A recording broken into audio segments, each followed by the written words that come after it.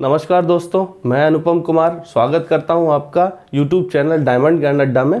और आज मैं आपको एक भारतीय समाज में हुए सुधार और उसमें जो सुधार लाए उन लोगों के बारे में बताऊंगा और सरल भाषा में आप लोगों को समझाऊंगा।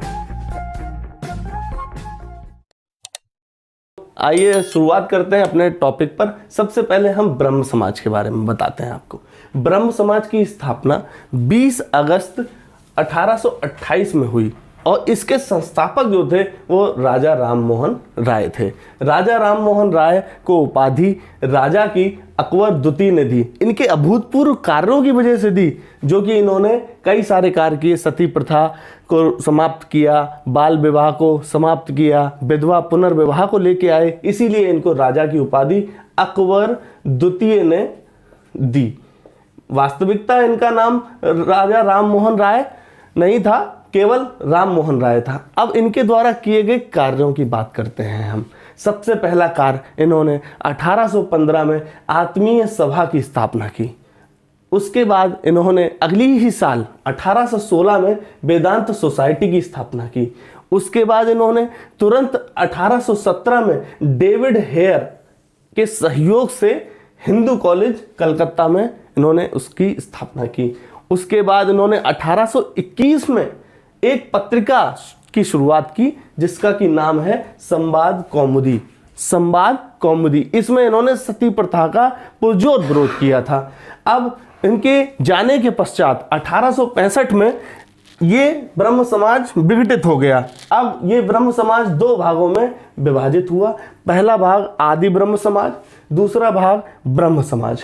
पहला भाग जो है आदि ब्रह्म समाज के संस्थापक हुए केशव चंद्र सेन और ब्रह्म समाज के संस्थापक हुए देवेंद्रनाथ टैगोर। अक्सर लोग इसको रविंद्रनाथ टैगोर पढ़ के चले जाते हैं, लेकिन ये रविंद्रनाथ टैगोर ना होकर देवेंद्रनाथ टैगोर है।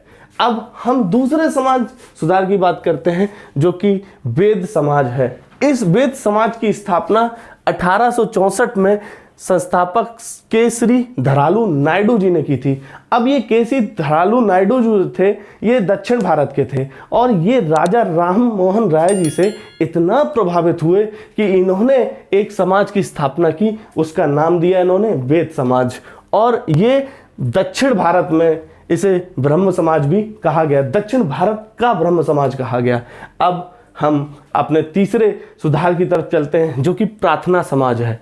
इस प्रार्थना समाज की स्थापना 1867 में बंबई में हुई और इसके संस्थापक थे आत्माराम पांडुरंग। अच्छा, इसमें इन्होंने क्या किया? आत्माराम पांडुरंग ने इन्होंने केवल संस्थापना की, इसको चलाने का पूरा श्रेय जो जाता है वो महादेव गोविंद रानाडे जी को जाता है, जिन्होंने की डंकन एजुकेशन सोसाइटी की भी स्थापना की। अच्छा, ये सोसाइटी दक्षिण भारत में इसलिए की गई जिससे कि वहां पर एजुकेशन का प्रभाव अच्छा पड़े। उसके लिए महादेव गोविंद रानाडे जी का अभूतपूर्व योगदान है। अब हम आर्य समाज की ओर चलते हैं। आर्य समाज की स्थापना 1875 में मुंबई में की गई। इसका मुख्यालय सबसे पहले 1877 में लाहौर में बना और इसके जो संस्थापक जो हैं वो दयानंद सरस्वती जी हैं, जिनका कि बचपन का नाम मूल शंकर था। अब बचपन का नाम क्या था दयानंद सरस्वती का, ये क्वेश्चन आता है 1 नंबर में, तो वो है उनका नाम मूल शंकर। और इनको भारत का मार्टिन लूथर भी कहा जाता है, मार्टिन लूथर किंग भी कहा जाता है।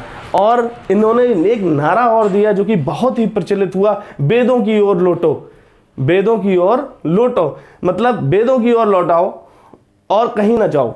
इसके बाद इन्होंने एक पुस्तक लिखी जो कि बहुत ही फेमस है, सत्यार्थ प्रकाश, जिसके की रचयिता ये खुद ही है दयानंद सरस्वती जी। और इन्होंने एक आंदोलन चलाया, शुद्धि आंदोलन, जो कि पहले ईसाई मिशनरियां आई, मुस्लिम लोग आए, उन्होंने हिंदू लोगों को धर्म परिवर्तित कर दिया, लेकिन इन्होंने अपने शुद्धि आंदोलन चलाकर उन सभी लोगों को वापस अपने धर्म में वापस ले लिया। धन्यवाद। यही समाज सुधारक आगे भी हम कंटिन्यू करेंगे।